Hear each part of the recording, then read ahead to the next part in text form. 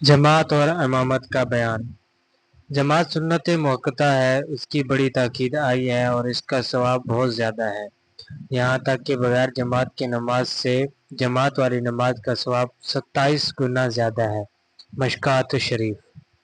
مسئلہ: مردوں کو جماعت کے ساتھ نماز پڑھنا واجب ہے اور بلا عذر ایک بار بھی جماعت چھوڑنے والا گنہگار اور سزا کے لائق ہے، اور جماعت چھوڑنے کی عادت ڈالنے والا فاسق ہے جس کی گواہی قبول نہیں کی جائے گی۔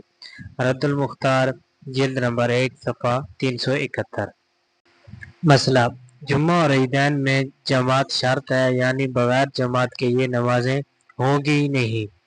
تراویح میں جماعت سنت کفایہ ہے، یعنی محلے کے کچھ لوگوں نے جماعت سے پڑھی تو سب کے ذمے سے جماعت چھوڑنے کی برائی جاتی رہے گی، اور اگر سب نے جماعت چھوڑ دی تو سب نے برا کیا۔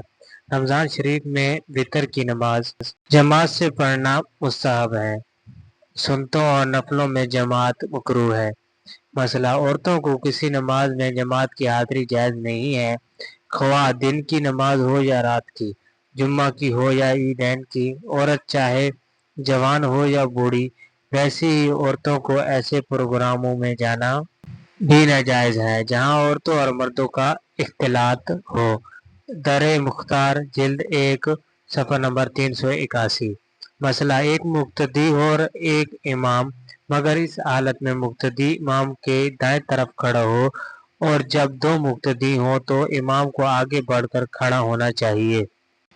دو مقتدی ہوں تو پیچھے کھڑے ہوں۔ امام کے برابر کھڑے ہونا مکروہ تنزیہی ہے، اور دو سے زیادہ امام کے بغل میں کھڑے ہونا مکروہ تحریمی ہے۔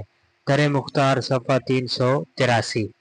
مسئلہ: امام ہونے کا سب سے زیادہ حقدار وہ شخص ہے جو نمازوں، طہارت وغیرہ کے احکام سب سے زیادہ جانتا ہو، بشرطے کہ اس کے اعمال بھی اچھے ہوں۔ پھر وہ شخص جسے قرآن زیادہ یاد ہو اور اچھا پڑھتا ہو۔ اگر بہت سارے لوگ ان باتوں میں برابر ہوں تو وہ شخص زیادہ حقدار ہے جو زیادہ متقی پرہیزگار ہو۔ اگر اس میں بھی برابر ہوں تو زیادہ عمر والا، پھر جس کے اخلاق زیادہ اچھے ہوں، پھر زیادہ تہجد گزار۔ غرض کہ چند آدمی برابر درجے کے ہوں تو ان میں جو شرعی حیثیت سے فوقیت رکھتا ہو وہی زیادہ حقدار ہے۔ در مختار، جلد نمبر 1، صفحہ 373۔ مسئلہ: رافضی، خارجی اور دوسرے تمام بد مذہبوں کے پیچھے نماز ناجائز اور گناہ گار ہے۔ اگر غلطی سے پڑھ لی تو پھر سے پڑھے، اگر دوبارہ نہیں پڑھے گا تو گناہ گار ہوگا۔